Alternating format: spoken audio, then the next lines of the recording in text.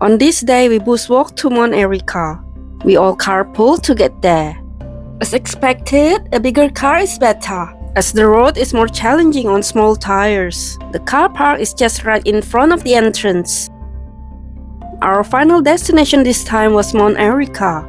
Along the way, we would pass the mushroom rocks. From the entry point, there is a toilet at the right side. Soon after, we started our hike. There were 15 of us this time. The path was really wet and muddy that day, as it had been raining for the whole week. I was so grateful that I decided to wear a pair of gumboots. A good pair of gumboots is a must for such muddy day. We slowly walked through the pathway.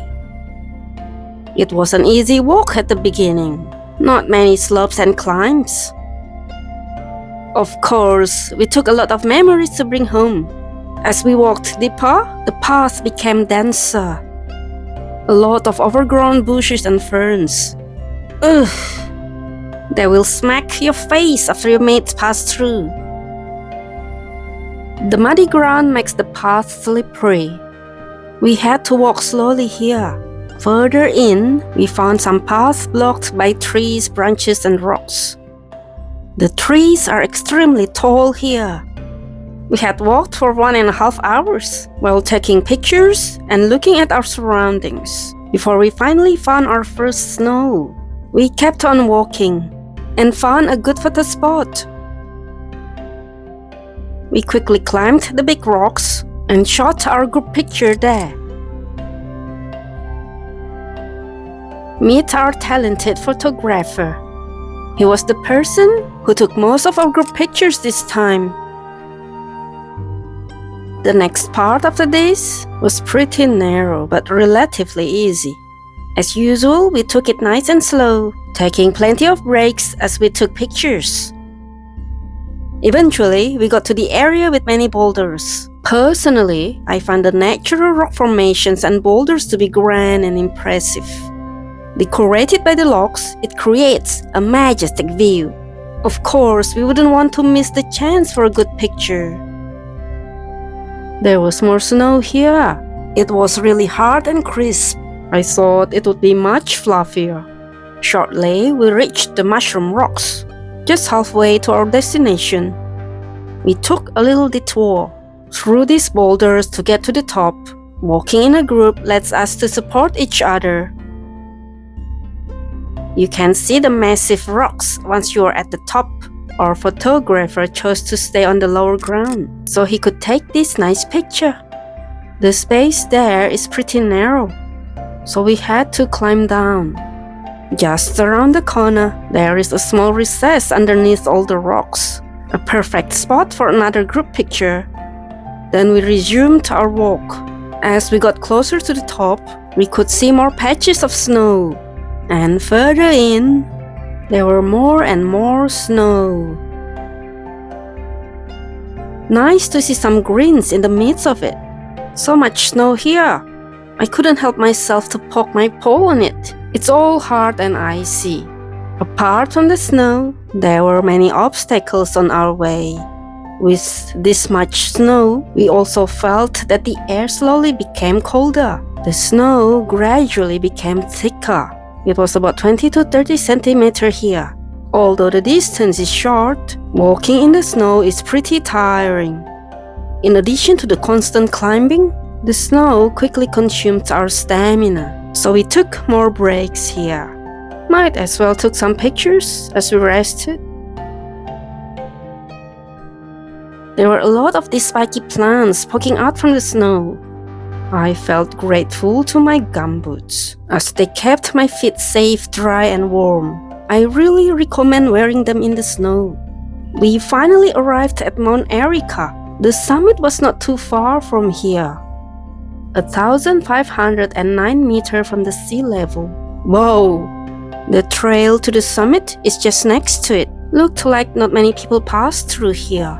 The summit is quite pristine still. There is not much view around, but there is a stone chimney in the middle of nowhere. Looks like there used to be a hut here a long time ago.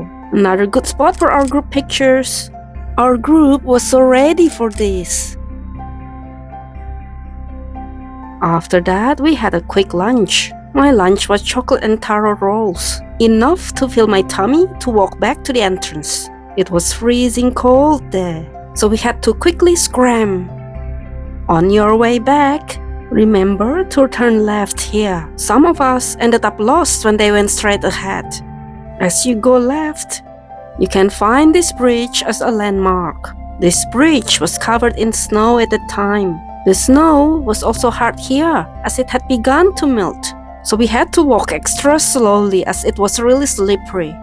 Some parts of the trail were clear from the snow, but snowy paths at the declines was really slippery. It did help me to scale down faster, as I could just slide downhill. It was fun, but keeping a good balance was crucial. Around here, we found other hiker's scarf. She did say that she lost it when bumped into us, so we hanged it at one of the branches for her. Back to the mushroom rocks. At this time, we just realized that a few of us were lost, as they went straight at the fork up there. We rested a bit here while giving them the right direction. However, the weather had started to get worse. The forecast said it would get heavier, so we had to quickly press on.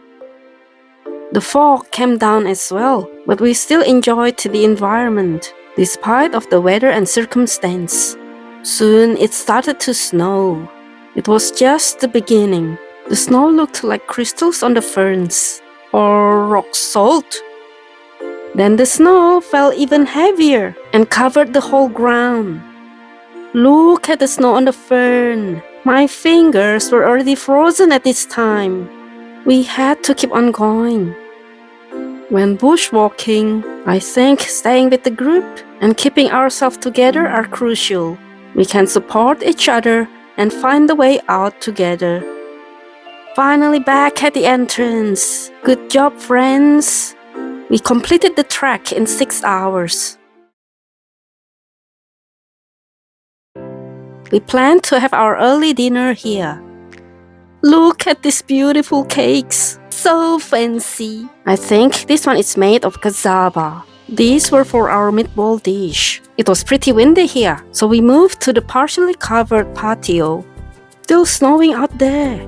Continued checking the foods out. This traditional cake was really soft and wobbly. Look at its neat layers. I think they call this steamed layer cake. There was also this cracker. It is called 𝙈𝙪𝙨𝙾.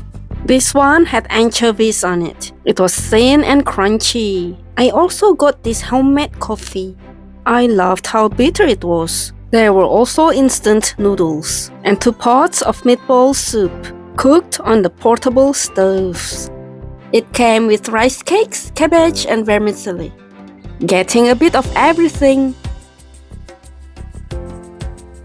Then adding chopped celery, fried shallots, and chili sauce. Lastly, the meatballs. 4 meatballs for each bowl. And the soup as well. It was so delicious. I must say, having it on the cold snowy day made it taste even better. As usual, our meals were accompanied with music. It really made our meal ambience merrier. Bon appetit! It was still snowing out there. We simply chatted and enjoyed our meal.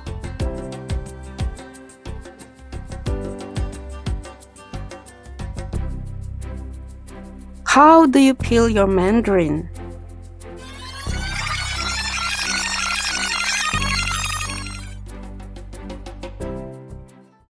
Hi everyone, thanks for watching. Please like and subscribe to motivate me. If the videos inspire you, please leave some comments to let me know what you think about them, and please share them too. Thank you very much. I appreciate you.